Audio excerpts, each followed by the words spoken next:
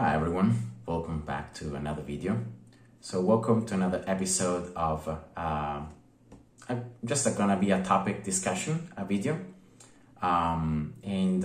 Today I just want to do this video very briefly because of the fact that I didn't have much time to record. And I'm gonna just talk about this topic that I've just seen a video a while ago that really struck me, and I think that it's just worth to say a few words, to say a few comments about that. As you guys know, I'm a Christian, and I believe that Christians must also be reasonable. They must use logic. They must use reason, and the faith actually comes very, very close, linked together with reason. They walk together. And I saw this video just a while ago where there was this very funny thing where atheists or materialists were just pointing the finger to, for example, a Christian like myself, and they were saying that oh, you believe in your religion to be true even if you don't have any proof for it. You don't have any proof that a supernatural being exists in the first place. You don't have any proof that you're if you believe in Jesus, you can be saved. You don't have any proof that there is an afterlife. You have no proof in this. You don't have any proof in that, but you believe it nonetheless to be true. And that's why you have faith, because you don't have any proof. Instead, we atheists, we materialists, we are with science. We have all the evidence, we have all the proof, and we know, of course, that science cannot answer everything, but science is just very methodological, and in time and with time, we're going to eventually, through science, we're going to be able to understand everything about our reality. We're going to be able to observe and to measure and to really see everything about our universe, and this is it. Now, I think I call it funny before because of the fact that there is one huge mistake in this claim, the fact that religious people, have only faith, and first of all, they have faith without any evidence. I believe that as a Christian, and if you go and you study some Christian apologetics, you're going to see that I believe that there is some very good evidence, there is some very good proof, philosophical proof, scientific proof, and so on, that, and we can say that, for example, that God exists, and that the evidence that the existence of God has some pretty decent and pretty good proofs, some pretty good evidence for that. Is it conclusive? Is there any piece of evidence that demonstrates it that 100% that God exists? No, there is not.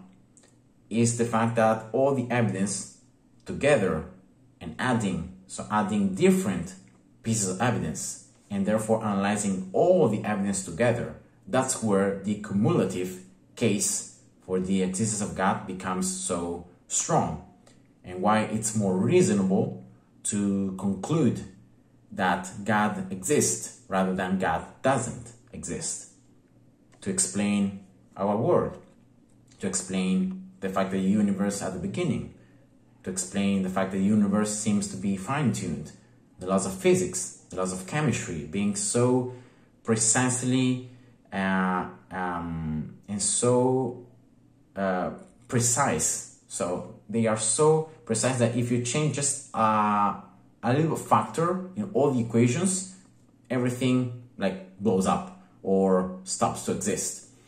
So see, the fact that the universe seems to really have been designed with very, very specific and very complex laws.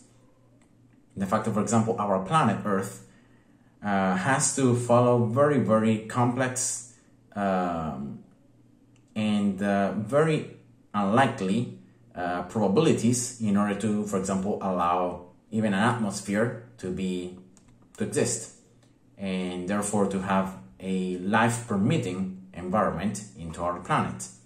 The chances of all of this to just be a cause of chance is so unlikely that it would be non-existent almost. It would be very close to zero.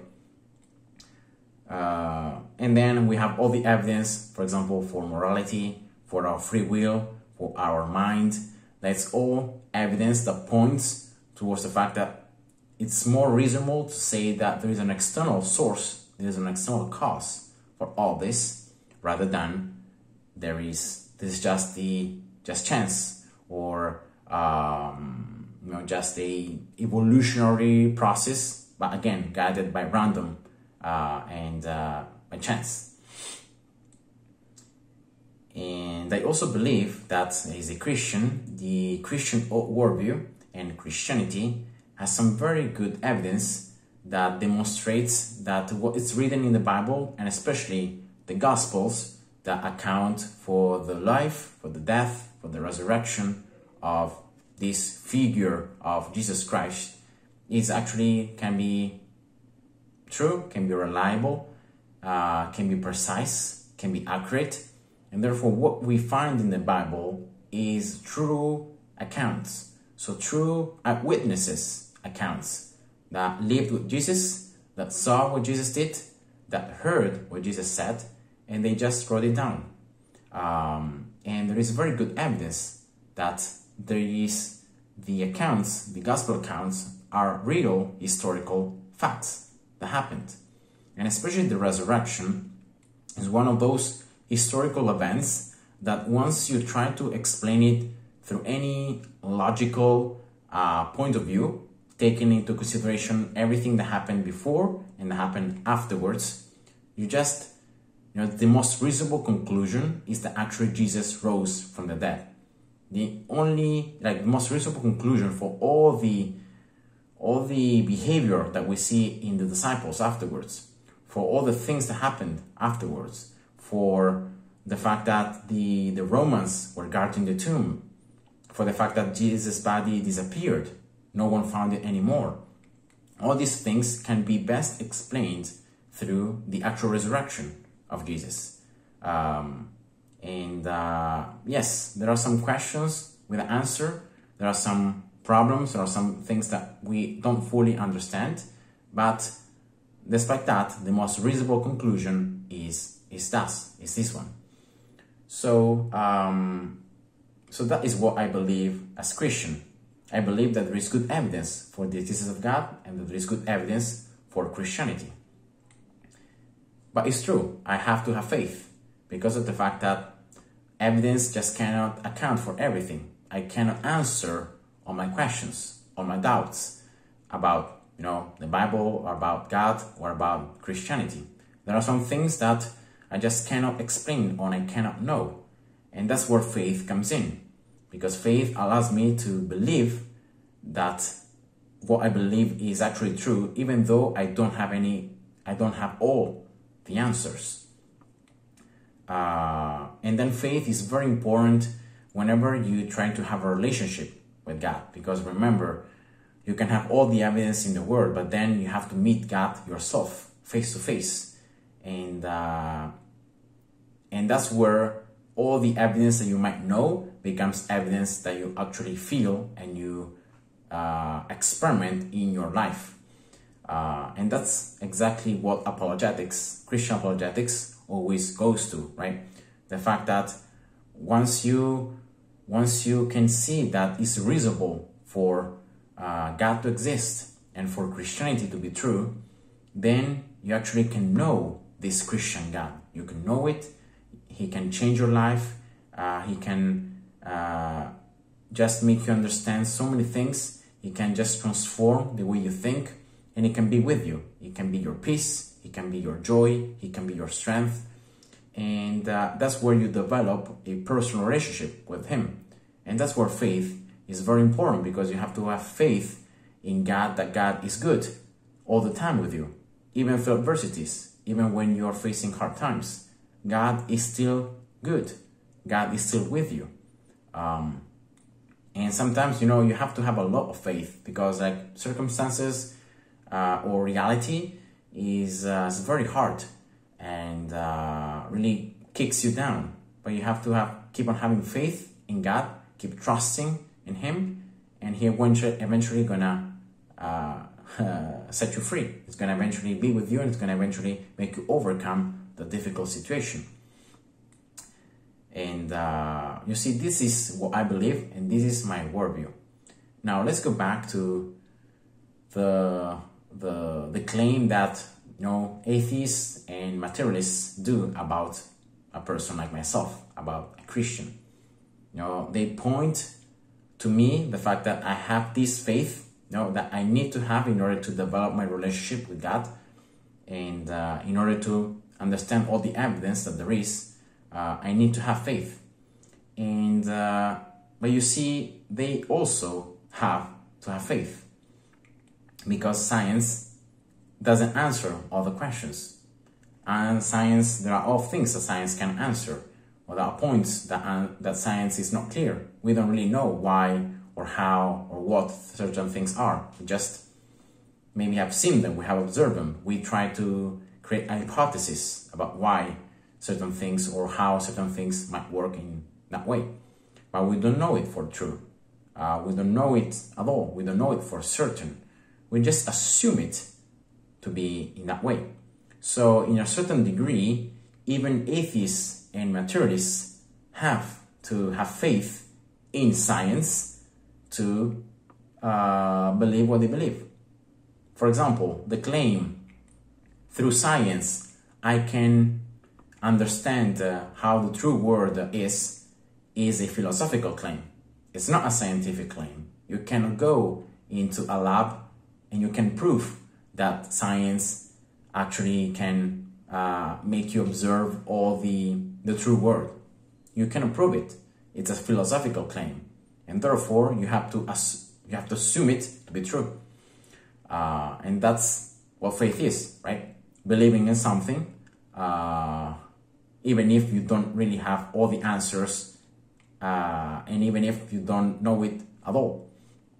And at the same time, this is something that I always like to point out, because I think it's very funny, that you see, all our scientific theories are built on pure observations and on pure assumptions, I would say. For example, if you throw a stone into the sea, it's gonna like go down. It's gonna just drown, right? And if you keep throwing the same stone over and over, it's gonna just keep on drowning. And if you do it 1 million times, every time of those 1 million times, the stone is always gonna go down. And what we do as scientists, what they do, they just assume it because of the fact that they have tested it probably, I don't know, millions of times. They assume it that it's going to be true always. There is this assumption that because we have seen a certain phenomenon to work in a certain way, it's going to keep on working in that way. You see? For example, because water boils at 100 degrees Celsius at sea level, we assume it that it's going to keep on working like that, because we have studied certain properties of water, we have studied why water boils, and therefore we have assumed that water will keep on behaving like that forever. Every time you're gonna boil the water, it's always gonna boil at 100 degrees Celsius. But that's actually, once again, an assumption. You don't know it for sure 100% that maybe tomorrow the laws of physics or the laws of chemistry are gonna change. They're gonna stop being the way they are. They're gonna start being different. Maybe water is gonna start boiling at 120 degrees Celsius, right? Or maybe tomorrow gravity is not gonna work as it should. Maybe tomorrow gravity is not gonna work, right?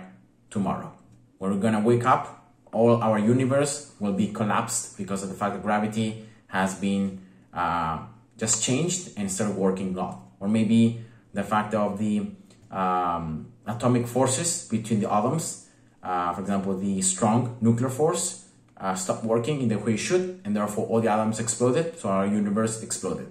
Tomorrow is going to happen. This is going to happen tomorrow, right? So I'm just trying here to just make you think the fact that all the science that we actually know, it's all based on faith. We have faith that a certain phenomenon, because we have observed it so many times to be working in that way, we assume it that it's going to keep on working like that. We assume that gravity is going to keep on working as it should. We assume that the physical laws are going to keep on working like that. We assume that the chemical laws are going to keep working like that, and so on. But that's actually an assumption. We don't know it for sure that it's going to be like that. Maybe tomorrow is going to change. So we have faith that our whole universe tomorrow is going to keep on behaving in the same way as it was today. And that the day after tomorrow is going to keep being the same. And the day after tomorrow also the same. And so on. We assume it that it's going to just be the same. But we don't have any proof for that. We have just observed it that many times it has worked like that. So we assume it is going to keep on working like that. But we don't know it. So we have to have faith that the universe will keep on working, will keep on being like this, even though we don't have any proof. And that's faith. So we have faith, blind faith actually, because we believe something without any proof. So you see, even if scientists, and especially like atheists or materialists, they claim that they have all the evidence, they claim to have all the facts, all the proofs, but in reality, the foundation of science is philosophical, and those claims cannot be proved, so they must be assumed to be true. So that's, once again, faith. And another thing is that all the things that we know with science are all based on our experience. And maybe tomorrow they're going to change. Maybe tomorrow the laws of physics are going to change. We don't know it. We have faith, though, that they're going to keep on working in the way they are, but we don't know it for sure. So yeah, that was the video I wanted to make. I just hope that this video make you think a little bit. If you have any questions or maybe some discussions, just write them down in the comments, and thank you. God bless you. See ya. Bye-bye.